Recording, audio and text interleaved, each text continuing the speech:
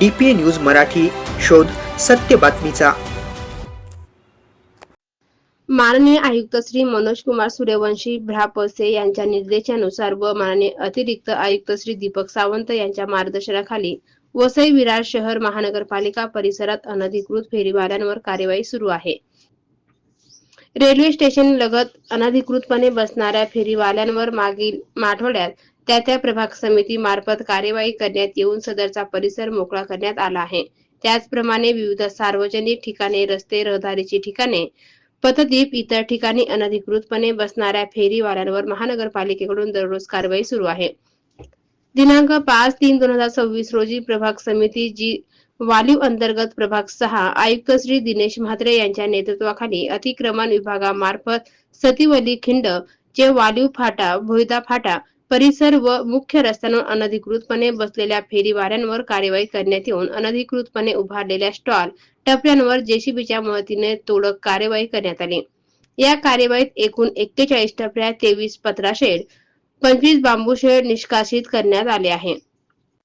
त्याचप्रमाणे प्रभाग समिती बी अंतर्गत प्रभाग समिती कार्यक्षेत्रातील राधाकृष्ण हॉटेल ते कारगिल नगर परिसरातील व मुख्य रस्त्यावरील अनधिकृतपणे उभारलेले स्टॉल, टपऱ्यांवर जेसीबीच्या मदतीने तोडक कार्यवाही करण्यात आली आहे। यावेळी प्रभाग सहाय्यक आयुक्त श्री अलका खैरे यांच्या नेतृत्वाखाली अतिक्रमण विभागामार्फत अनधिकृत टपऱ्या व स्टॉल पूर्णपणे तोडण्यात आल्या व परिसर मोकळा करण्यात आला। या कार्यवाहीत एकूण 23 टपऱ्या, 9 बांबू शेड निष्कासित करण्यात आले।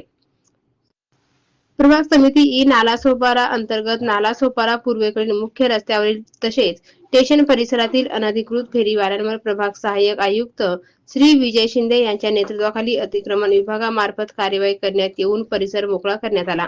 वरील प्रमाणे अनधिकृत फेरीवाल्यांवरील कार्यवाही महानगरपालिकेमार्फत सुरूच राहणार असून शहरातील नागरिकांना ये जाण्यासाठी तसेच वाहतुकीस अडथळा निर्माण करणाऱ्या फेरीवाल्यांविरुद्ध महानगरपालिकेमार्फत नियमानुसार कायदेशीर कार्यवाही करण्यात येईल। त्यामुळे सर्व फेरीवाल्यांनी सार्वजनिक रस्ते, ठिकाणे, पथस्थानांवर अडथळा निर्माण होणार नाही याबाबत दक्षता घ्यावी असे आवाहन माननीय आयुक्त श्री मनोज कुमार सूर्यवंशी भ्रापसे यांनी केले आहे। DPA न्यूज साठी प्रतिनिधी योगेश साबळे, मुंबई। ताज्या घडामोडी व अपडेट जाणून घेण्यासाठी आताच DPA न्यूज चॅनलला सबस्क्राइब करा आणि बेल आयकॉन क्लिक करायला विसरू नका।